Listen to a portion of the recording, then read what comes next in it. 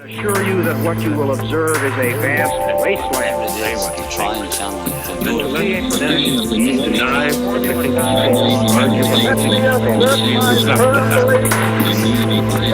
Free and uncorrupted communication.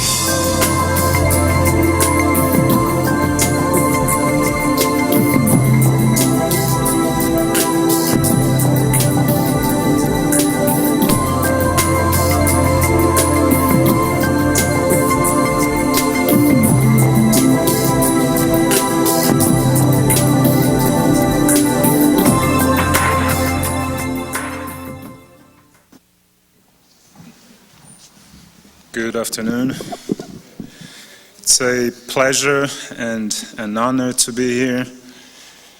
You know you're in a special place when the Dean introduces the meeting by evoking liberation.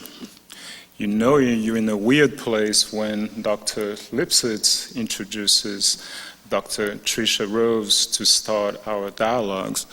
And it's in the spirit of these revolutionary folks that I would like to propose a discussion that I invite you to think along the lines of what Abe Lincoln and Max Roach did for a while, which was the following.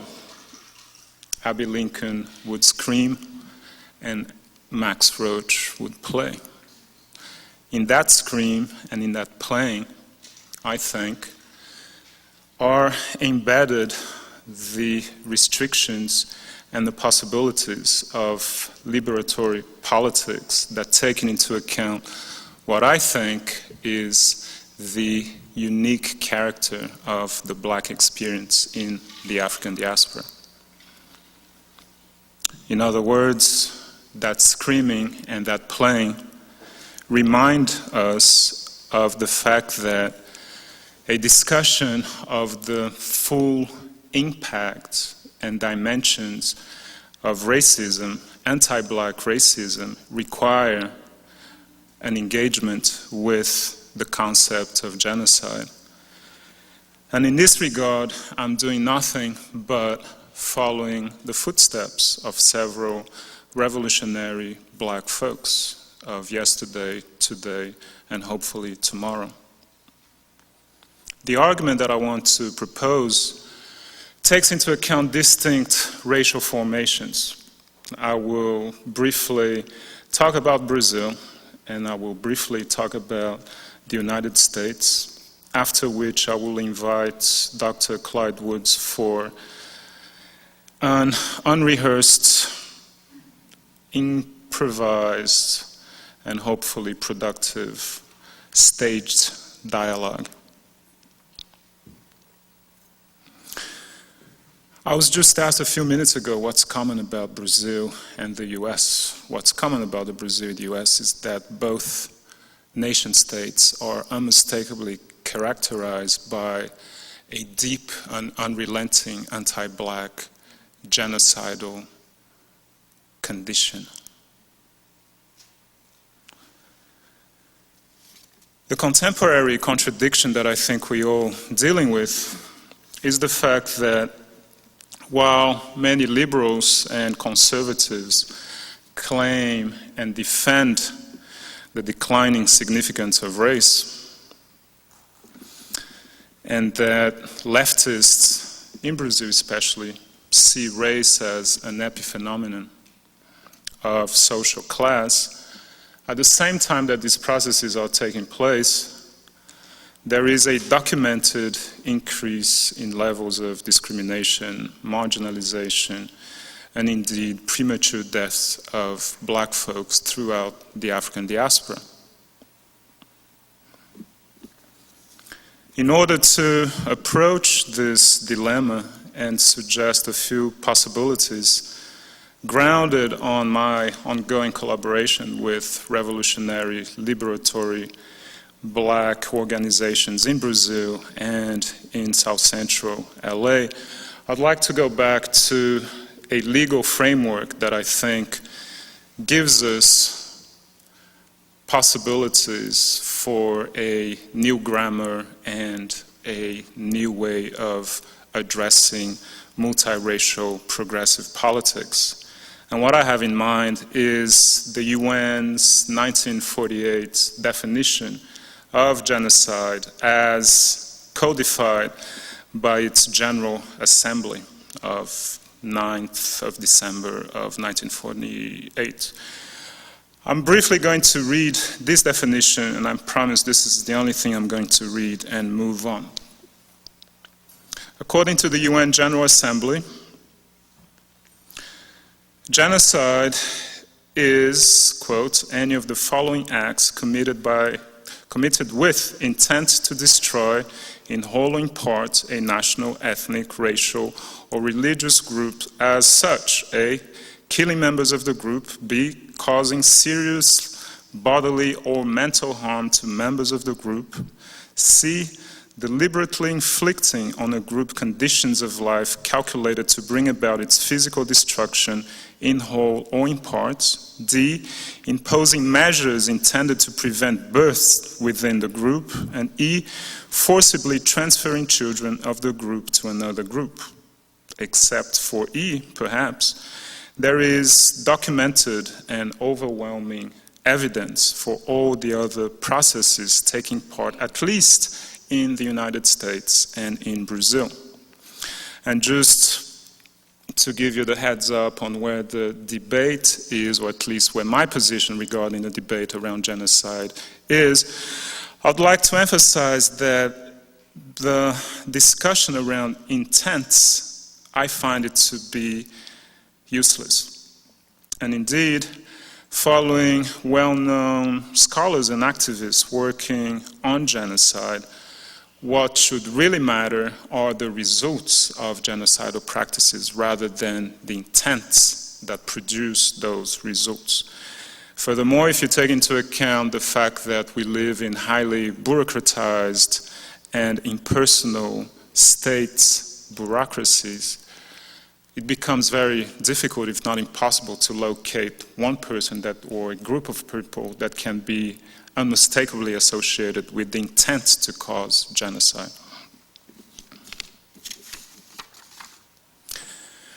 Genocide and black politics has a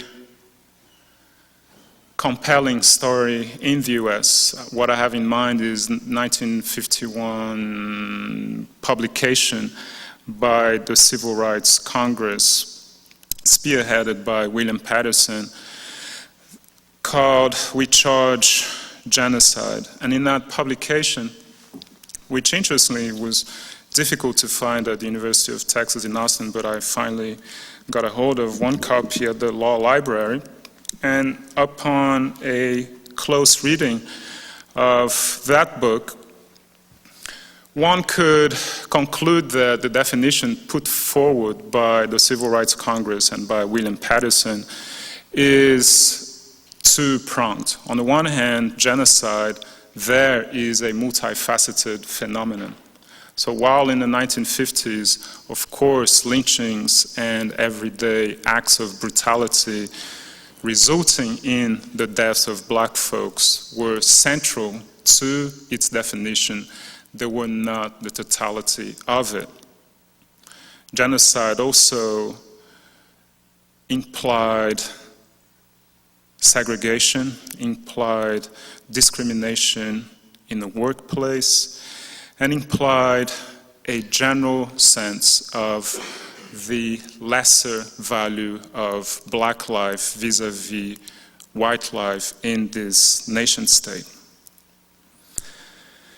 Genocide was not only multifaceted, but it was also part of a continuum. And by continuum, I mean the fact that for genocide to exist and reproduce itself, it necessitates a cultural climate under which everyday acts of symbolic violence set the stage up for actual violence. So there's a culture, there's a set of expectations that are both cognitive and part of everyday understandings that make it almost natural, the continued early death of black folks. How do we know that? We know that by the data that Patterson and his collaborators suggested in We Charge Genocide. For example, at that point in time, senators such as Thurmond and Wright and others explicitly encouraged white violence against black folks who dared to vote. That unself-conscious, that uncensored anti-black racism is precisely what indicates the cultural understanding that makes it allowable and expected the deaths of black folks. How does it apply to Brazil? Well, in Brazil, the most explicit reference to the concept of genocide comes out of the work of Abdias do Nascimento. Abdias do Nascimento published in 1989 a book whose title read Brazil, Mixture or Massacre. The subtitle was Essays in a Genocide of a Black People. In it, Abdias do Nascimento denounced the farce of the racial democracy myth. Not only there were material effects of anti-black racism in Brazil, pretty much along the same lines as those documented in the US, but also there were deep psychological and political effects that sustained that anti-black genocide in Brazil. Let me talk briefly about the psychological and ideological dimensions of anti-black genocide in Brazil. And I think a dialogue that I have in mind and keeps popping up in my mind frequently is the one between a famous painter and an aspiring diplomat.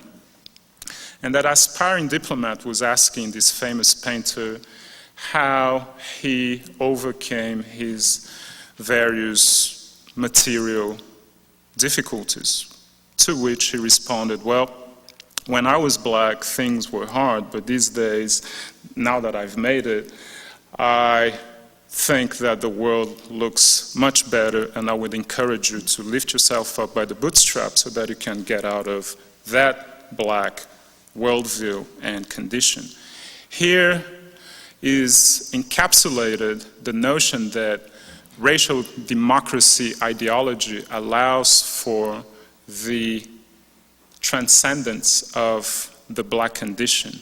And that transcendence is what sustains the dominant hegemonic views that racism in Brazil doesn't exist.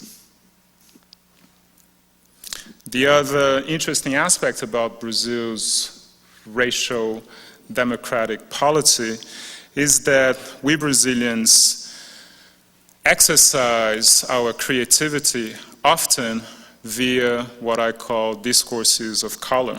In 1980, for example, the census registered 136 different colors that non-white Brazilians utilize to describe ourselves. So when you emphasize color rather than race, what you're doing really is distancing yourself from blackness and hopefully approximating yourself to notions of accepted whiteness. Let me quickly go over some of the material dimensions of anti-black genocide in Brazil. Education. Blacks with 12 and more years of study in Brazil comprise only 2.8% of the population. Compared to whites who are not doing that great, it's still dismal. Whites with 12 or more years of education, almost 11%. Work, black men unemployed in the city of São Paulo are 20.9%. White men are just over 10%. In a criminal justice system, the probability of blacks being imprisoned is 5.4 times greater than whites. Most suspects, the black ones, are killed by police before any kind of investigation. those deaths were recorded as such, 427 in 2000, 900 in 2002. Needless to say, most of those folks killed on the spot are young black men. In the state of Rio alone in 2003, there were 1,500 police executions. That number is significant because if you take into account what was happening in Baghdad at the exact same time, you will notice that there were 1,700 civilian fatalities. And this data was compiled by someone who is here at UCSB, Paul Amar. Too bad he's not here today. Infant mortality. Black children have a rate of 43.1 per 1,000 born alive. The rate for white children is 25.1. Black genocide in the US. How do we know there's a genocidal process taking place here? It's at this point that we need to look at various data that is usually presented in a disconnected fashion and put them together so that we get a full understanding of these various processes. You should know by now, and I'm sure all of you do know, that the criminal justice system, if it maintains its rates of incarceration by 2020, will have 2 in 3 young black men under its supervision. Almost 70% of the 2 million people currently incarcerated are black and brown. 51% of those 2 million people are black. Black women are the fastest growing prison population in this country. And this, of course, comes at the heel of the 1996 welfare reform legislation, end welfare and lock them up. That seems to be the unsaid policy. Health care or lack of it. Blacks respond for almost 60% of all new HIV/AIDS infections. The 2001-2004 data that I have is that among women, blacks respond for almost 70% of all new cases of AIDS, HIV. Among children, blacks respond for almost 70% of all new cases. In the last 30 years, and I think this is what really gives us a dimension of anti-black genocide in the US, in the last 30 years, if whites had undergone the same processes that blacks do, specifically as it concerns premature deaths, those caused by disease, homicide, accident, and suicide, there would have been almost 20 million premature deaths of white folks. So I'll say that again. If white folks endured the same genocidal processes that black people go through on a daily basis here, in the last 30 years, there would be almost 20 million white folks dead. And what would we call that? Why the silence? Would such silence around genocidal processes happen if it were not concerned and disproportionately impacting black folks? So it's at this point that I run out of data and I run out of inspiration that I would like to call on the brilliance of Dr. Clyde Wood, so that we'll have a short dialogue, after which I'll return to my assigned seat.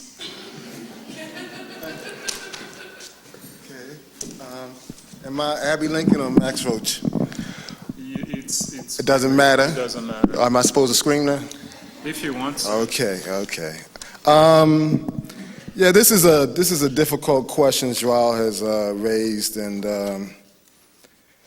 I'm just going to say a couple of words because it is a question that's evolved in New Orleans. I'm sort of revising my book on Mississippi Delta to cover some parts of cover what's happened in New Orleans, and it's sort of the argument is that there was a logic of attrition and barricades and displacement that was already present in New Orleans, in the South, and throughout the United States that really is not talked about. And I figure that's one of the key things that has to be addressed in questions of multi-ethnic alliances. The black community has suffered greatly in the last 25 years, and the silence is deafening. I mean, there's displacement from historic, century-old, 2-century-old, 3-century-old, like New Orleans communities, and it's looked at as chic. New Orleans has the highest incarceration rate, or Louisiana has the highest incarceration rate in the world. But there seems to be even within African American studies or black studies, there seems to be no urgency. And through all these dynamics and, the rates of death due to toxic exposure, that's also one of the homes of the chemical industry, the rates in Louisiana are among the highest in the world, particularly for African Americans. There doesn't seem to be any urgency, not in African American studies, but in other, Chicano Latino studies, Asian American studies. These questions, there's the silence of the people who should be most sympathetic about these issues, including blacks themselves. The silence was deafening to begin with, as this logic worked itself out. The argument I probably will try to make is that, fitting into your discussion, Joel, is that what happened in New Orleans with Katrina is that this logic, this movement accelerated exponentially and became something else. And we're now on Katrina time. We're in a different world, and that we're unprepared for it, methodologically, theoretically, epistemologically. And I went to work with a community group, People's Hurricane Relief Fund in New Orleans, on planning for survivors councils, and basically I was writing critiques of some of the plans that were coming from the city. Every professional, the major professionals, we're talking about the Urban Land Institute, American Institute of Architects, American Planning Association, their plans, which were for further displacement in some of the environmental movements, their plans were for turning the neighborhoods into green spaces, parks. I don't know, does this count as genocide? Okay. And the best people thought that, but they had no access to any sort of intellectuals that could put that out. They had some jackleg guy from Santa Barbara and a couple other people from Jackson State, and I'm talking about myself. But, and it was pathetic. The amount of resources, this is like the Black Vatican, as somebody has said, in terms of how serious the refusal to migrate has the lowest migration rates of any black community in the country. The sort of intense ritualization of culture. I went down to Chicano Park with Professor Lomeli last Sunday and saw a lot of people in their, in their lowriders, and there was a father and then there was a son in the front seat. And you can see that this is something that there's an emphasis on passing this down. So too with the Mardi Gras Indians, the pleasure social clubs, the brass bands. There's an emphasis on passing this culture down. It's almost a religion of the culture itself. And that has, been like a great wellspring for all of Black America, but also the whole world. It's very much an internationalist kind of perspective. We don't have to invent internationalism, but with the map that Nelson, I really enjoyed his presentation. But there's one thing about the map and the flows north and south. Some of my research, I guess I could be accused of being essentialist, but I see, African Americans, or at least coming from the blues epistemology, you would have to, there's an old Southern saying, I don't know how I picked this up because I'm from Baltimore and we didn't used to do all these stuff, but everybody else is doing these Southern sayings. It says not the size of the dog in the fight, but it's the size of the fight in the dog. And there's two lessons to be learned from that. That if you wanted to color the map in terms of how black aesthetic movements influence that map, you would have to dip the whole world in blue. All 5 continents have different experiences and articulations with black musical, but also literary and other aesthetic parts of the, say, blues or epistemology, whether it's hip hop, jazz. So you have this small area, you say, well, 10% of the population, but it's a global influence. And I think they get left out what black consciousness means, and not only what it means, what African Americans can do gets left out of a lot of equations. And there's also the other thing about the fight in the dog is that majority minority, Mississippi was majority minority, New Orleans was majority minority, but that smaller dog had a lot of fight in it.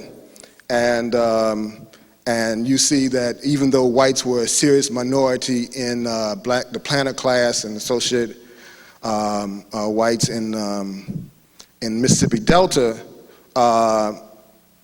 the black 70%, 80%, 90% black majorities, you saw the most vicious forms of racism in those type of situations. You're seeing that right now, 70% African American in New Orleans. You're seeing some of the most vicious, naked forms of racism, a whole new era, and that has emerged, and some people have started to refer to it, articulating what you said, Joao, as an urban lynching in the public, in the middle of the day. But we have problems, and we have problems dealing with this. We don't really have the categories, the capacity to understand this kind of large-scale, dynamic, dramatic, immediate shift in race relations. As you talk about the Sensenbrenner bill, this is a new time. This is times when David Duke sounds reasonable. I mean, he was the Border Patrol in 1977, and he is a New Orleans sort of native. I'll talk a little bit about him later. But there was a group from Houston that made a song about George Bush and his response to Katrina. He said, "I ain't saying he's a gold digger, but he ain't messing with no broke niggas. George Bush don't like black people. George Bush don't like black people." There's 4 more times. Say 5 damn days, 5 long days, and at the end of the 5th, he's walking in like, hey, chilling on his vacation, sitting patiently. Then black folks gotta hope, gotta wait and see if FEMA really comes through in an emergency, but nobody seems to have a sense of urgency. The time element, what's happening with time in New Orleans is really disturbing to everybody who goes there. The debris in this, it's like certain parts of town, people are hammering day and night. When you come to black neighborhoods, working class, even some middle class neighborhoods, time is just frozen. And it has led, as one of the HUD officials said in New Orleans, said, what you call slow, we call well-planned and deliberate. And it's this new ethic of disposability that has emerged, both for African American, existed in terms of some of the policies, eliminating public housing, gentrification, incarceration, but it's on an exponential level now because of a number of crises, both Southern and national and international. And I think that, if you look at who's driving the anti-immigrant campaign, you have to look at actually, there's this whole spaceless kind of undifferentiated national and international space that people talk about. You have to look at who's sponsoring the bill. And you have to look at the Southerners and the Westerners and their attempt at, pushing a particular agenda And we're entering a new time, but a lot of scholars and activists are unprepared for this, for the seriousness of what's going on. This disposability ethic that a whole historic black community can be disposed of, and then the people can be described as irrational. The participation of the academy, not academic departments, not some disciplines, the academy, in defining scientists, social scientists, and humanities, defining people as irrational for wanting to stay in their own community and wanting to keep their networks. And in discussing multi-ethnic alliances, I think we have to ask on what foundations will these alliances be built. These concerns have to be addressed. We have to acknowledge these traps and this ethic of disposability, which I think affects a number of communities, and one basis for discussion. There also has to be an agreement of what type of society this is, and that sort of goes back to Shawal's comment about that reality is something that, and this new reality in particular, is something that is we need new categories to confront. And so when I get my next 5 minutes, I'll talk about new categories. How about that? Okay.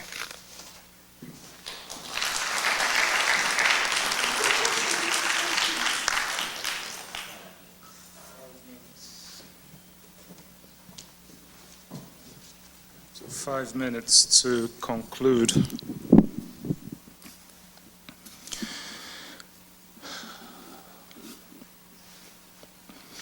I usually ask my students what they've done today for justice. I may ask, what have we done for liberation today? And all I can do is lay out a few steps that I think are crucial. One of them is denounce the historical and ongoing genocide against people of African descent in nations of the African diaspora in this era of globalization. I think we need to readjust our analytical tools to capture the dimensions of contemporary social processes, which is to say that Western social sciences' complicity with genocidal processes, as talked about by many folks, among whom Sandoval, who's here, and Spivak, and Asante, and Audre Lorde, and Anzaldúa, needs to be denounced. We need to question our own investment in perpetuating inequalities, as Dr. Lipsitz keeps reminding us. We are responsible for our genocide as we do nothing. We need a multidisciplinary language and practice. We need to cross specializations. We need to cross self-understandings. We need to fertilize our various political projects. How you do that, I have absolutely no idea. That's why I keep going back to Max Roach and Abbie Lincoln. That's why I keep thinking about the contributions that creative people have offered us. And I think that we need a transnational perspective. These genocidal processes are global in character, in scope, and in deadliness. The work of Dr. Wynant here is highly suggestive in that regard. So if that is the case, we require equally far-reaching strategies. Folks who have no other choice but resist are already doing so. So folks in Rio, in collaboration with former Black Panther Party members of LA, are challenging their imposed marginalization, are challenging their early death, and are coming up with creative solutions that, interestingly, are made possible by globalization.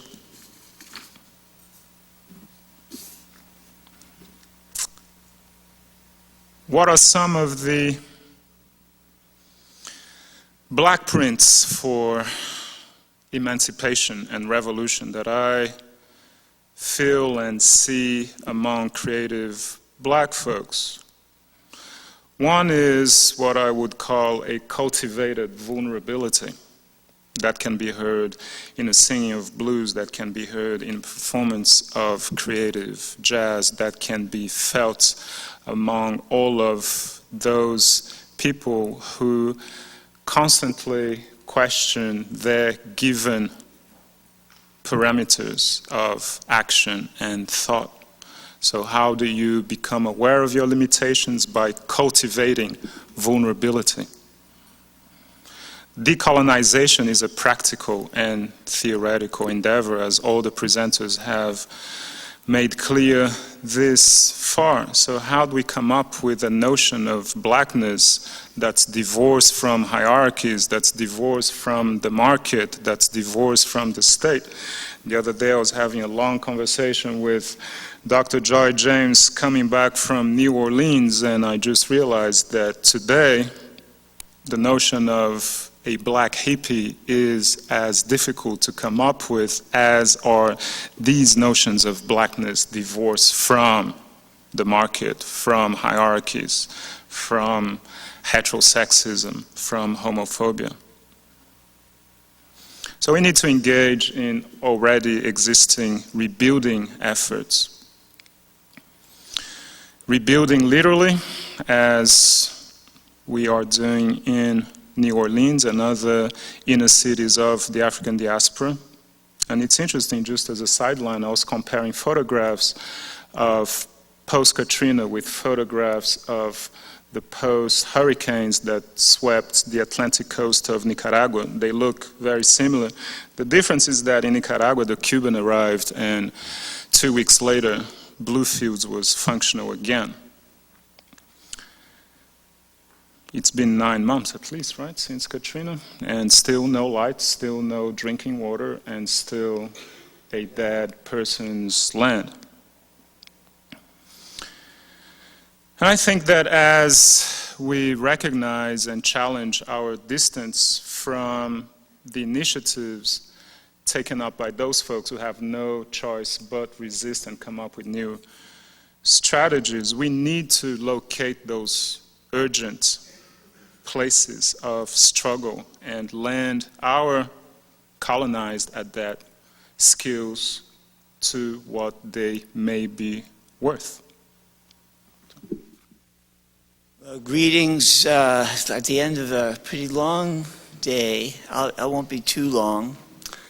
Actually, I bring greetings from the New Racial Studies Project here at UCSB, with which I've been involved for a couple of years, and that's, it's really a greeting of you to yourself, because that project has been made possible by the participation of faculty, graduate students, undergraduates in all the ethnic studies programs on campus, lots of the mainstream departments as well.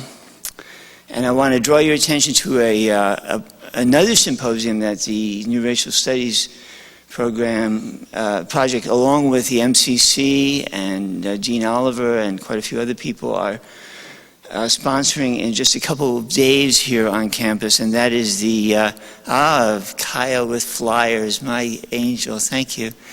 That is the Race, Crime, and Citizenship Symposium that will take place here on campus on Thursday and Friday of this coming week, the 18th and 19th. The keynote speaker is Kimberly Williams Crenshaw from UCLA and Columbia Law Schools, numerous other pretty distinguished critics and radical thinkers about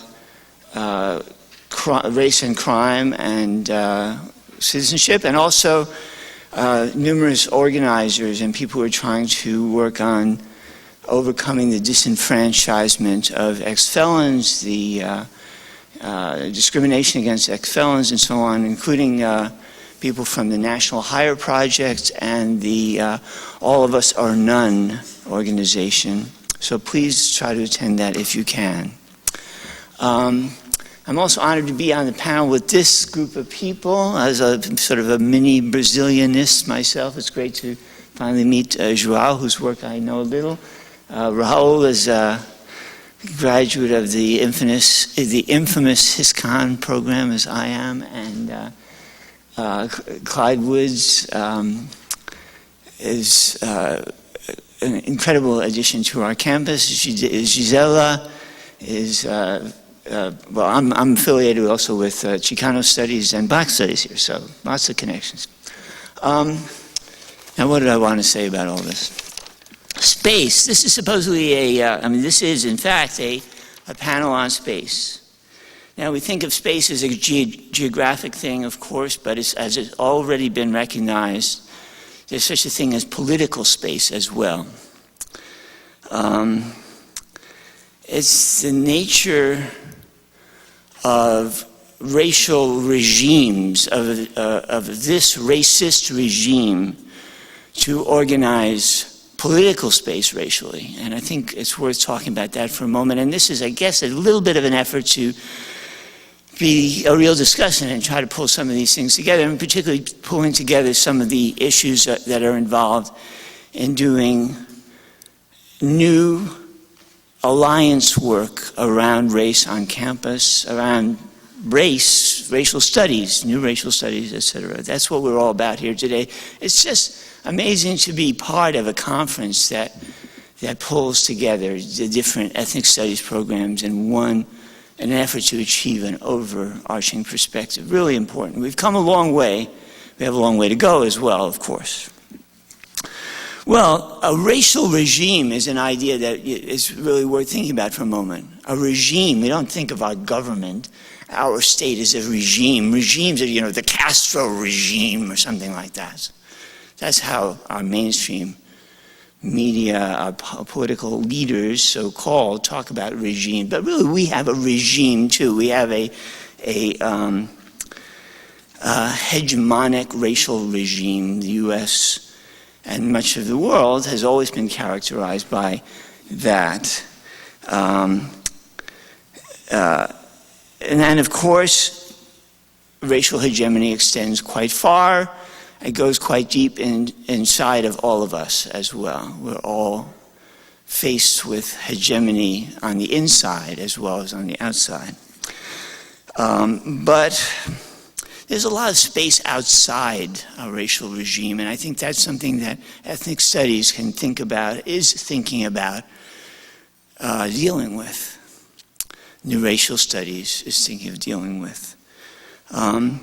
Outside the regime, how far does the regime really extend? Those who rule are los que mandan, they're continually challenged by what lies outside their rule, by what lies beneath, as we say, so to speak, the regime. This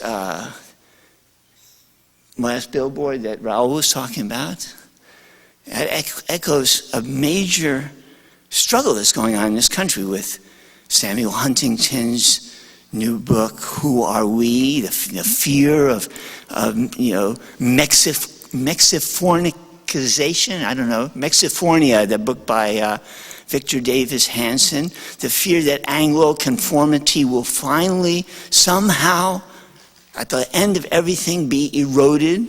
Lou Dobbs and his proctologist from before. Okay. It's really an important theoretical and analytical insight to take very seriously the question of what lies outside the political space that the regime controls.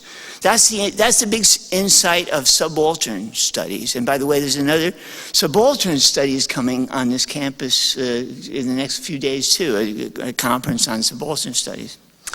It's a big insight of critical race theory, the work that Kim Crenshaw has done. It's involved in my own work and other people's work on racial formation.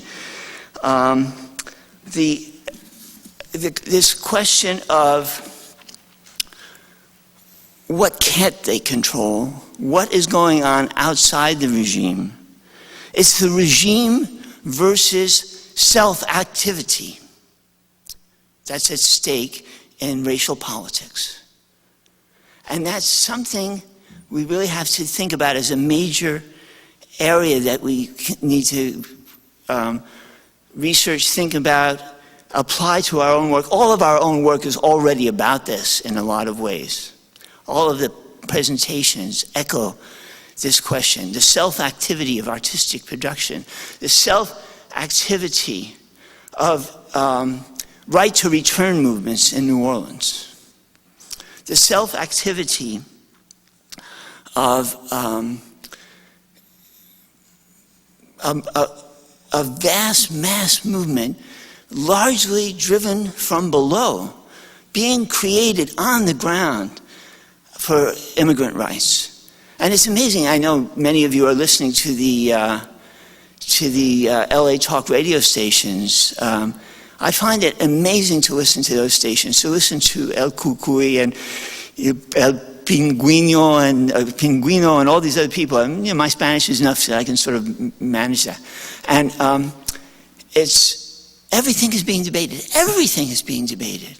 People are talking about their individual situations, their situation. I'm subject to deportation, but my kids are citizens. How do I handle that? What are our demands? How much should we be working on voting rights? What are our why is it that we demand only immigration rights when we need labor rights, we need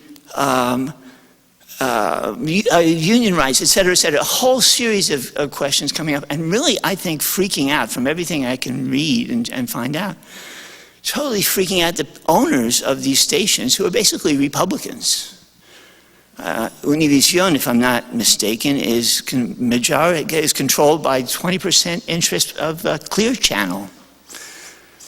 So these are major, major questions of what lies within the regime purview, within its political space, and how that political space is constantly being challenged by self-activity. All of our work here is really about that, I think.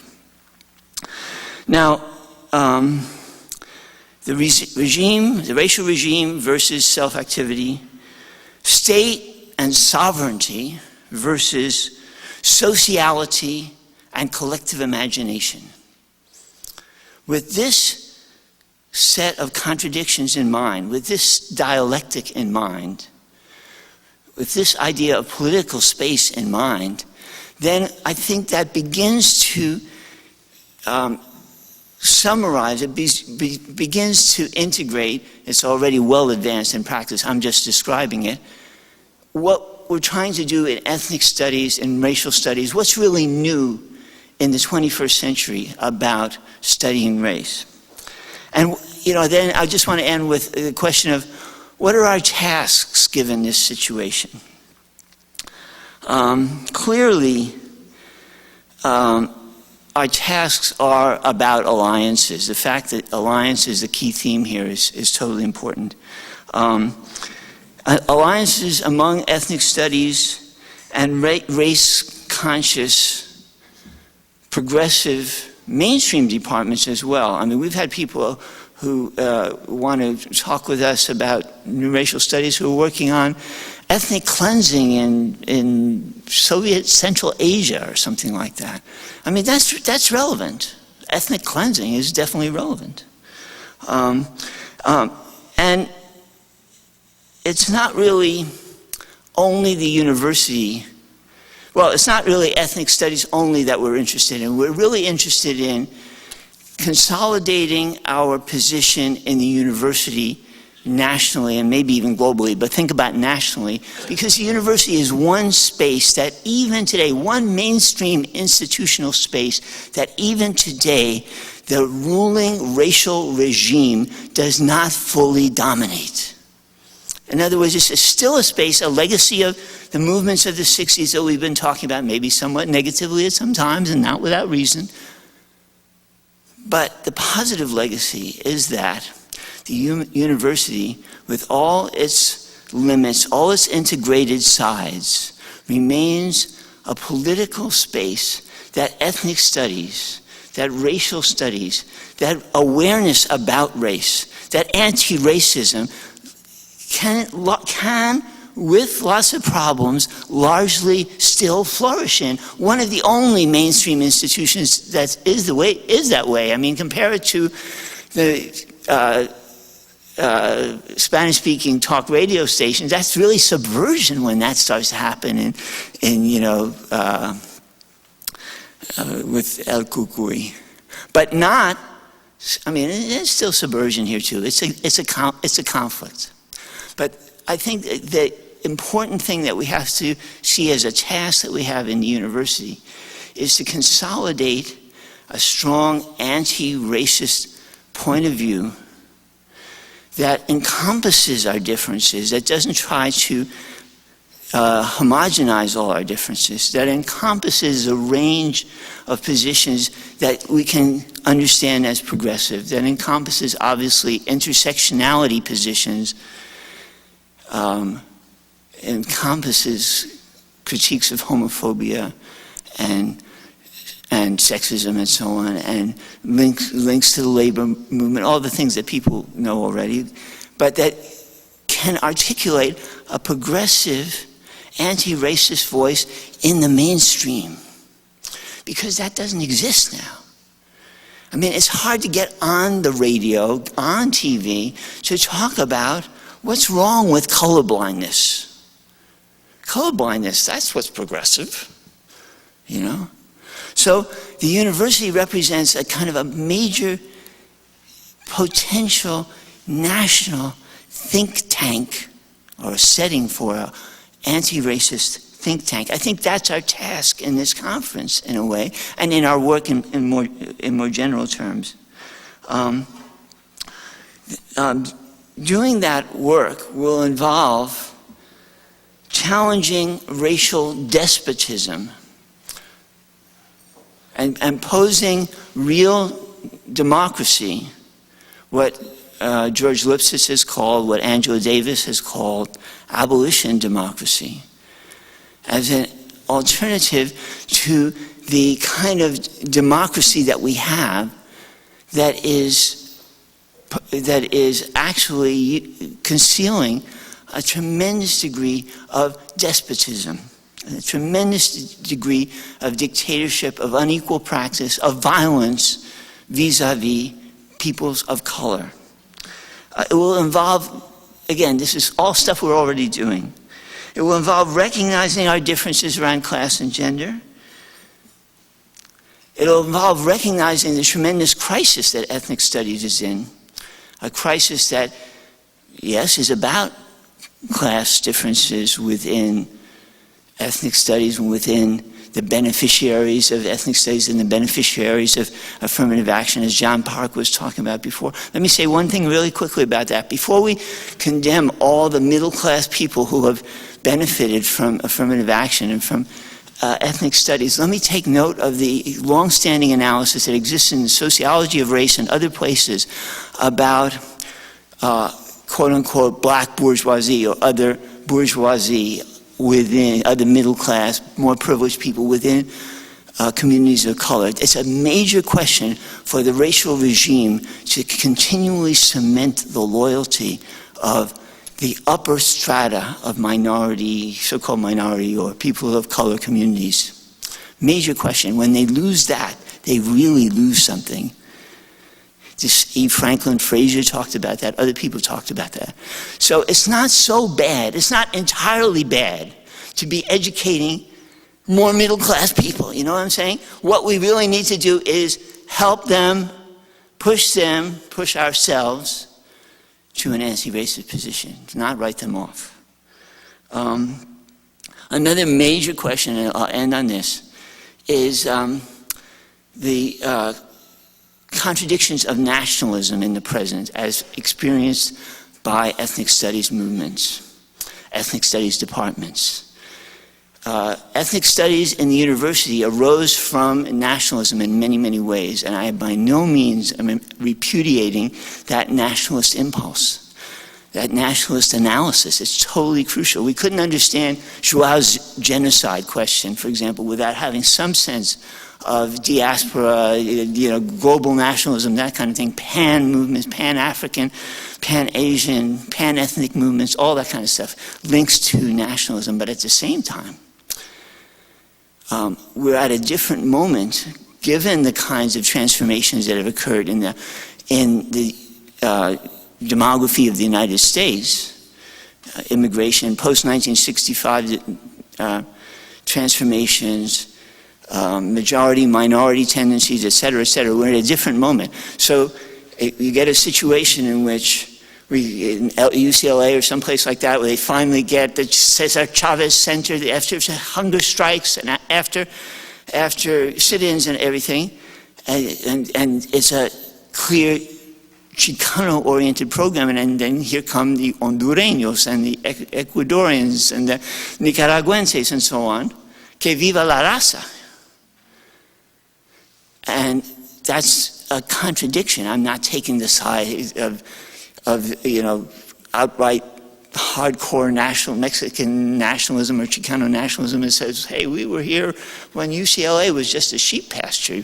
What are you guys doing here? That kind of thing. I'm not taking that position, and I'm not taking the other side either that says, let's get beyond the national. I'm just pointing to, in every ethnic studies program, in every structural situation that ethnic studies is in all around the country, this is an ongoing tension, an ongoing question. Are we diasporic? Are we global? How much? Are we national? Are we nationalist? How much?